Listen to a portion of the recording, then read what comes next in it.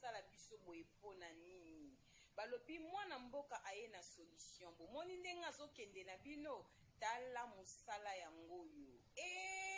yo mutu oza na problème yaka omoni ndenge azoboma bampese bintiekwa na matla na mbetu bomoni bulo benga Patrick na numero wana aza na kati ya France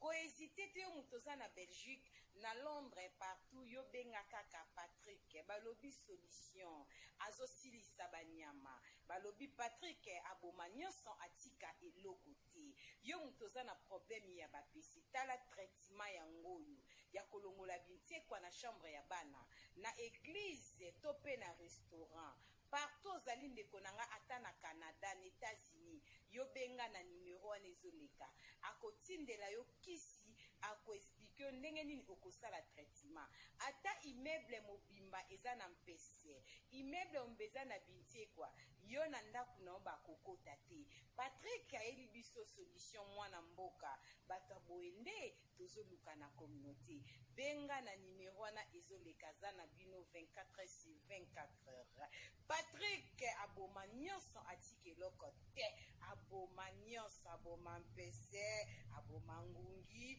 aboma kintiekwa benga Patrick na numero wana okosepela kohésite te solution na prix ya bien na ndenge na biso likasu okosolola okosepela bulo ekosala.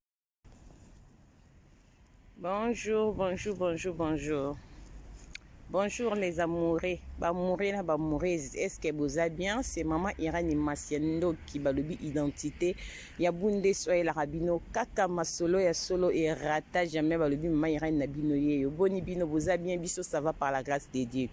En tout cas bande konyo so bolandara maman Irani na Masiendo qui ba onan bo s'abonner na site OT Irani Bundes TV bo s'abonner et ça là vraiment bien makasi bozo luka maman Irani ba live ozo kotate bande kotokoya tokoya tozo kende vers décembre boyebi ke biso na temps o misala ekomaka mwa mingi ezo pesa ke temps ezo permettre te mais ce qui nzamba sungi tokoya pourquoi pas to sala musala ndenge bolingelaka. Voilà, merci beaucoup na bato bazo soutenir nga to pesa ba bisou na porte-parole na biso maman Anastasie Vita ya papa Trésor Chou na kati ya Bundese na lingaka ndenge ya Simondo ya papa mesala ko benga e kokodia nzomba benga ka Etazi Vita imana ya papa Trésor Chou na kati ya Bundese toujours merci na sponsor officiel le balobi Betty la patronne moi ça l'équipe bali na mbongo ya Dorte Achille kapesa ndenge na lobaka respect na moi so mebla vende ndaku na Versace ya kusamba ezate bisous na yameta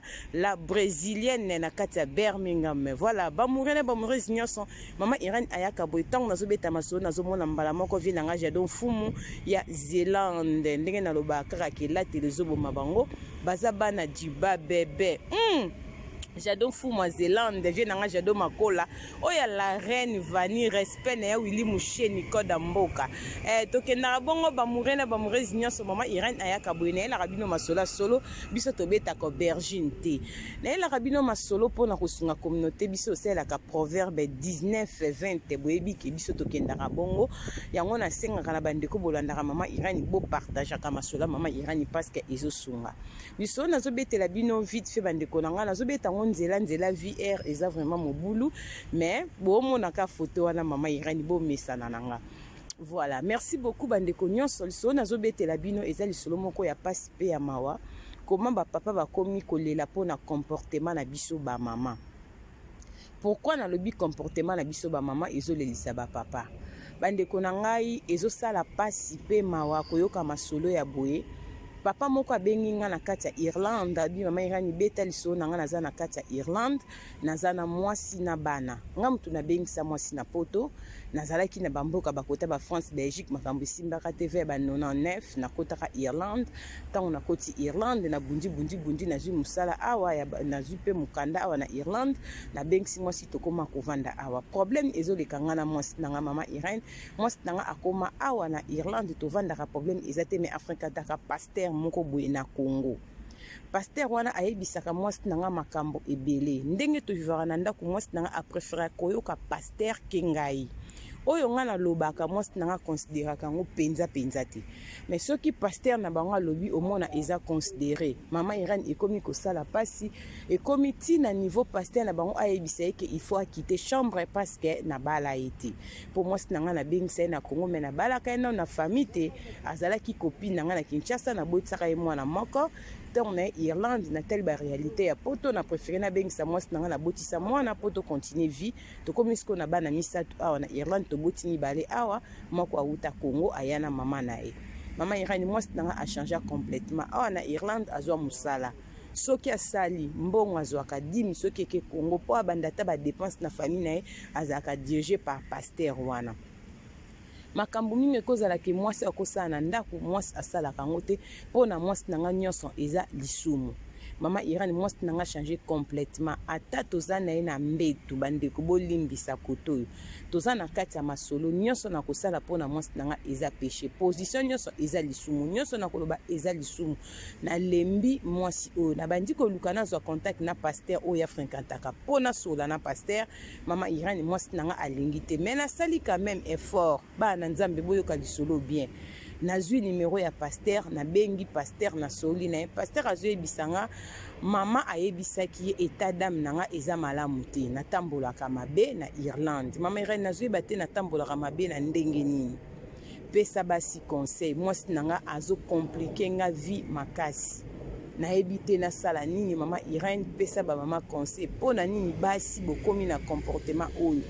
mibali bazolela mingi comportement na biso basi eza susu malamu te nayebi te soki eza kaka biso basi ya poto to basi ya monde entier tozoyeba te bamama balingi mingi makambo ya église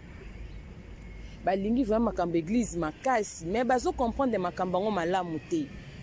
bapapa bazokomprendre bamama te mama olingi kombo ya nzambe na monoko ere nyonso kosambela kokota pa bostre okoti pa de la foi oke pa pasteur Jean Coutoala esiti nini oyo internet so bate ya mamba nzambe yo kotaka te okotaka nyonso bajene prière pe ozalaka mais mama songi makasi mama comportement no eza kitoko te vis-à-vis ya bato nyonso oyo bayebi yo bazosepela na comportement na yo ti mais na monoko kombo ya nzambe ebele mama Irène nga nakoma kodute même na kosambela mwasi nanga mpo makambo alobaka na monoko kibonzambe eleki vraiment makasi mais misala na ye mama Irène kibonzambe eza te yango wana meka kopesa conseil na bamama bomeka ko changer tango bozo sambela boyamba Yesu masi lokwa mokonzi pe mobikisi mutu asambelaka kaka te mutu abangaka nzambe mutu arespectaka oyo nzambe alingaka moki asala na mokili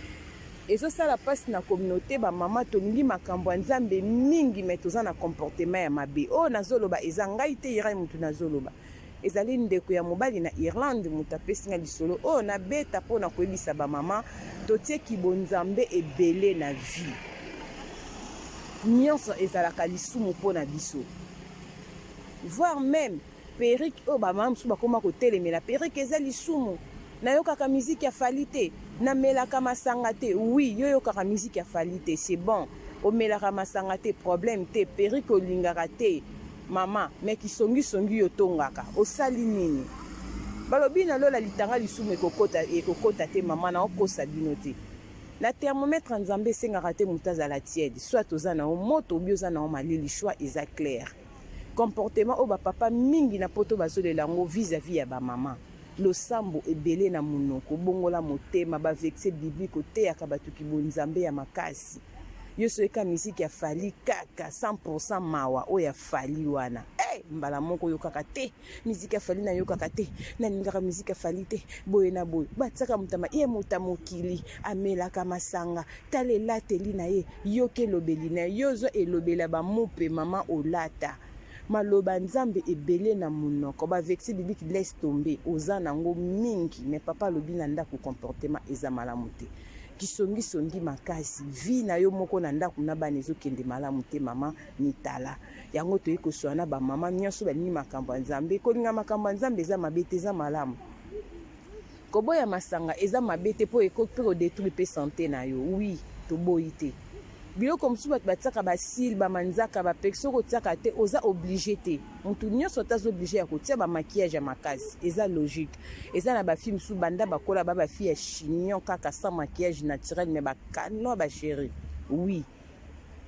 eza ndenge muta kolela eza bima na eza look na tokoki koloba mais yo koma ko juger batu na musika mais yo moko comportement na ndako eza malamu te papa na Irlande azolela lobi mwasi comportement ezali vraiment mabe mama irani sunganga beta lisolo pesa conseil ba pasteur ba mekaka kote ya basi ya mabala comme il faut ba pasteur mingi bazobungisa basi ya mabala lokola na on bali mwasi na ngate pasteur ko ebise eza ikobo faut sala ka boye mama komi donc bizarre na ndako mama irani nazo comprendre te donc ndako na biso eza dirigé par pasteur moko aza na Congo Kinshasa mais a diriger ndako moko boye na Irlande nyonso na kosala fo mama atuna papa nyonso tokoloba po mama atuna papa na edadi na e pasteur na na Congo Kinshasa ezo pesa vraiment mawa bandeko ba mama tomeka ko changer zaki papa moko na Irlande baki mama irani beta di solo lokola pe na okela nga musana bina beta yango ka vite fait et ko sala bien makasi kole sumasi asoka sundi semaine prochaine tozongeli vraiment musana biso semaine disons lelo lundi tozongeli vraiment musana biso comme il faut ko beta et ça la vraiment bien makasi nzamba pambola bino tokutani mbala sima soki mwana moto azondite bisous bye bye. Vous êtes et voulez-vous investir à Kinshasa? Voulez-vous réjouir de vos business? L'opportunité à ne pas rater. Toronto City VIP à Maluku, un des meilleurs endroits pour résider ou implanter votre business. À quelques minutes du fleuve Congo, le fleuve de nos ancêtres, juste en face de la zone économique spéciale qui est le quartier commercial et industriel de Maluku. Waouh! Non loin du centre de ville Maluku, un quartier en pleine expansion, à quelques mètres du Macadam. Toronto City vous propose un terrain de 20 mètres sur 20 avec des bornes cadastrales. Sur un site accessible, urbanisé, avec espace de jeu, espace vert, magasin, centre médical, marché, etc.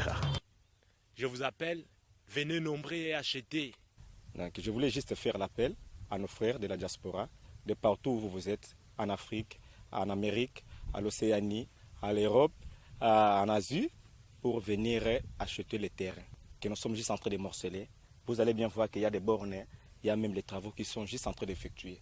Donc le terrain est bel et bien assuré. Il y a l'eau non loin de nous, vous allez voir, derrière moi c'est la régie des eaux. De l'autre côté c'est le société Vodacom. Et devant moi c'est juste World Vision. Là où Vision Mondiale sont juste en train aussi à un projet de construire les maisons pour ces travailleurs. Donc voilà, nous sommes ici à Maluku. C'est déjà un endroit habitable. Et les quartiers, comme vous allez voir de l'autre côté, c'est déjà habitable. Il y a déjà les gens et c'est non loin parmi les autres cités que vous connaissez déjà. Donc je suis très fier de vous présenter ces produits qui n'est rien d'autre que, oui, nous achetons les voitures, nous achetons tout ce que nous pouvons avoir. Mais avoir une parcelle, c'est vraiment une très bonne chose. Pour tout contact, contactez Willy Mafuta au +1 90 57 30 15 40. Toronto City, waouh, les 4 qui nous réservent l'avenir de demain. Vive le Congo, vive Kinshasa.